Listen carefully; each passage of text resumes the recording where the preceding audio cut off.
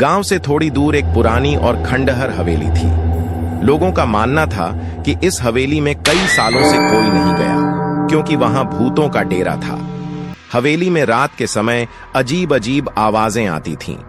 कई लोगों ने दावा किया कि उन्होंने वहां किसी महिला को सफेद साड़ी में देखा, जो कभी रोती तो कभी हंसती थी। एक दिन गांव के कुछ निडर युवक इस रहस्य का पता लगाने के लिए हवेली में जाने का फैसला करते हैं। वे रात को 12 बजे एक साथ हवेली में पहुंचते हैं। जैसे ही उन्होंने दरवाजे को छुआ, दरवाजा अपने आप ही खुल गया। अंदर घना अंधेरा था और हवा में अजीब ठंडक महसूस हो रही थी। अचानक एक झंझावाती हवा आई और दरवाजे को जोर से बंद कर दिया। चारों ओर डरावनी खामोशी छा गई। उन युवकों ने टॉर्च जलाया और धीरे धीरे हवेली के अंदर जाने लगे। हवेली के अंदर कई कमरे थे, लेकिन एक कमरा था जो बंद था और उसमें से किसी के चलने की आवाजें आ रही थीं।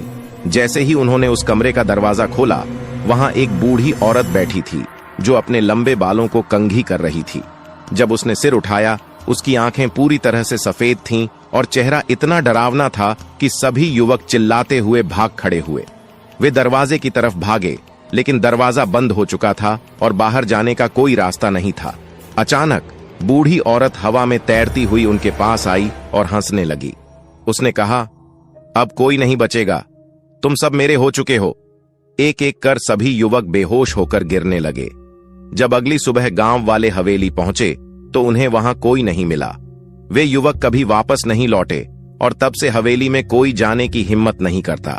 इस कहानी के बाद उस हवेली को भूतों की हवेली के नाम से जाना जाने लगा